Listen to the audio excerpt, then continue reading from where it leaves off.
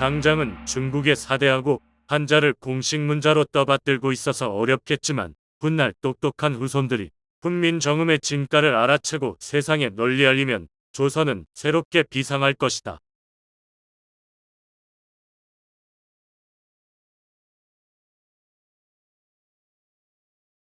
1908년 가을 남대문 상동교회 내 청년학원 국어야학반.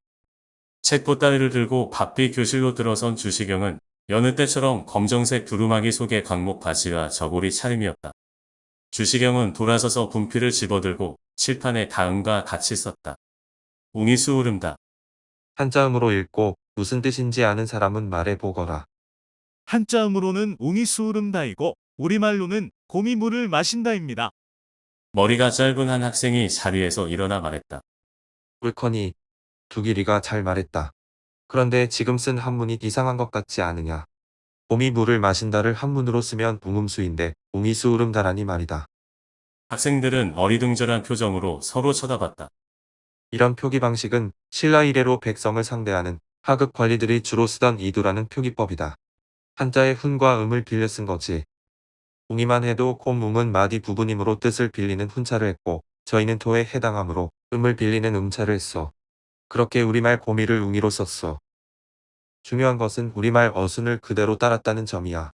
나머지 글자도 마찬가지 방식으로 썼어. 내가 문법 용어나 학술 용어를 토박이 우리말로 지으니까. 한문식자들이 나더러 두루떼글이라고 비웃는데 그것도 내 이름 주시경을 훈차한 것이야. 두루주, 대시, 글경의 뜻을 의미하는 훈독 부분을 차례로 이어 붙이면 두루떼글이 돼. 그런데 말이야. 나는 그 별명이 마음에 쏙 들어. 그 말을 마치자마자 학생들 사이에서 웃음이 터져나왔다. 주시경도 멋쩍은 듯 빙글에 따라 웃었다. 선생님, 이두는 누가 만들었나요? 현도가 손을 번쩍 들고 물었다. 신라 때 설총이라는 사람이 만들었지. 설총은 고승 원효대사가 파괴해서 낳은 인물로 유학자야. 이두문은 지금도 사용하고 있나요? 현도의 질문이 계속됐다. 지금도 관아에서 각종 공문서에 쓰고 있어. 그런데 이처럼 차자 표기 방식인 이두를 써도 여전히 한자를 쓰기 때문에 백성들은 문자 생활을 영위할 수 없다는 점이 문제였어. 영민하신 우리 세종대왕님은 그마저도 하셨소. 실록에 우리말을 적는데 이두로는 만분의 1에도 미치지 못한다고 말씀하셨다는 기록이 있어. 그런 기록으로도 당신이 백성을 얼마나 사랑하셨는지 짐작할 수 있지.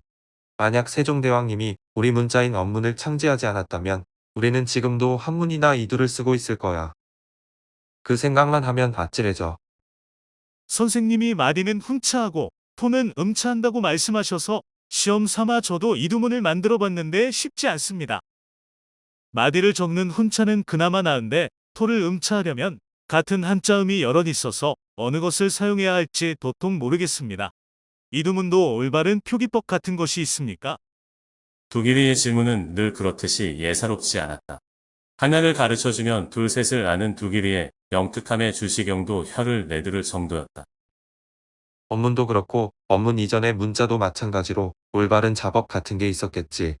그것도 앞으로 우리가 연구해서 밝혀야 할 과제야. 훗날 밝혀진 차자 표기의 원리는 훈이 주이고 음은 종이라는 의미의 훈주음종이다. 앞에서 예로 든 웅이도 이 원리에 따라 마디 곰이 주임으로 훈차를 했고 토이는 종임으로 음차를 했다. 삼국유사에는 차자 표기의 원리로 역상구력하의 원리와 수서자지편의 원리가 전해지고 있다. 역상구력하는 세로 쓰기에서 윗자만 번역하고 아랫자는 번역하지 않는다는 것으로 첫 글자는 뜻으로 쓰고 다음 글자는 음으로 쓰라는 의미다.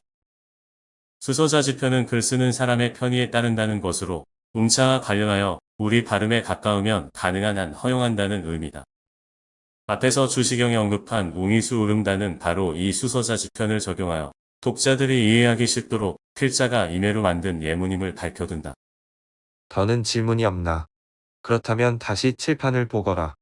주시경이 추가로 판서하고 난 뒤 학생들을 둘러보며 말했다. 웅음수, 웅이수 흐름다. 곰이 물을 마시다. 너희들이 보기에도 한문이나 이두문보다는 우리 국문이 훨씬 더 쉽지. 나는 한문보다 우리 국문이 100배나 낫다고 생각해. 그런 나의 생각을 담은 글을 10여 년 전에 독립신문에 기고도 했어. 내가 너무 쉬운 예를 들어서 잘 와닿지 않는다면 논어 첫 구절에 나오는 학이시습지 부역서로를 생각해보자. 훈장님이 한자음으로 원문을 읽어주면 달달 외워야 하지. 그렇게 암송해도 뜻은 여전히 몰라. 나중에 훈장님이 하기 시습지면 불려결호하라고 우리말토를 달고 배우고 때때로 익히면 또한 즐겁지 아니한가라고. 뜻을 풀어줘야 간신히 무슨 말인지 알아듣지. 어려운 경전을 공부할 때는 상황이 더욱 나빠져. 나는 이러고서는 시간이 너무 걸리고 학문의 경지에 오르는 것도 어렵다고 생각했어. 그런 자각이 우리말 국문 연구로 이어지게 되었어. 지난 10년간 국문을 연구하면서 서양학자들을 숱하게 만났고 국문 연구를 위한 모임에 참가하여 함께 연구도 했어. 그런데 서양학자들 대다수가 우리 원문의 우수성에 대해 감탄하는 거야. 심지어 일본어학자들도 그래서 나는 많이 놀랐고 한편으로는 자랑스럽기도 했어. 하지만 내가 우리 글에 대해 너무 모른다는 생각도 하게 되었어.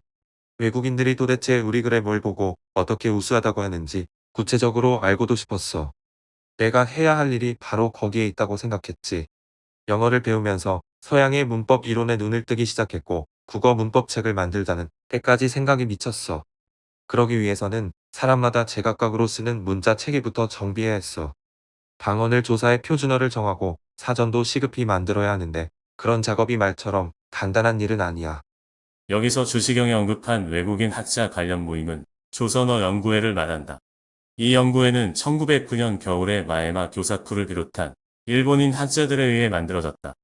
그 명명을 보면 농학사 시미즈 겐타로, 교육자 아유가이 후사노신, 관립 한성고등학교 학감 다카하시도루, 동양협회 전문학교 교사 가와이 히로타미 등 일본인들이 대거 참가했고, 서양인으로는 게일, 언더우드, 프랑스 파리의 방정교회 선교사 플로리앙 금왕주 등이 참가했다.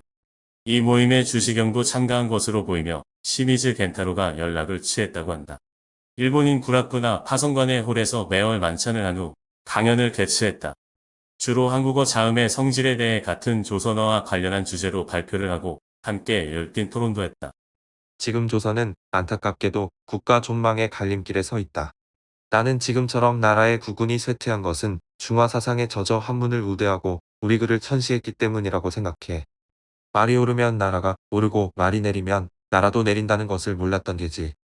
대한 사람이 오늘부터라도 시급히 해야 할 일은 나라의 말과 글을 강구하여 이것을 고치고 바로잡아 장려하는 것이야. 훗날 이런 스승에 대해 제자 최연배는 다음과 같이 회고했다.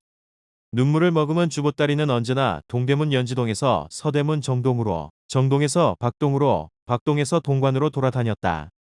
스승은 교단의 서심에 언제든지 용사가 전장에 다다른 것과 같은 태도로서 참되게, 정성스럽게, 뜨겁게 두 눈을 부릅뜨고 학생을 응시하고 거품을 날리면서 강설을 하셨다. 스승의 교수는 말 가운데 결의의 혼이 들었고 또 말 밖에도 나라의 생각이 넘치셨다.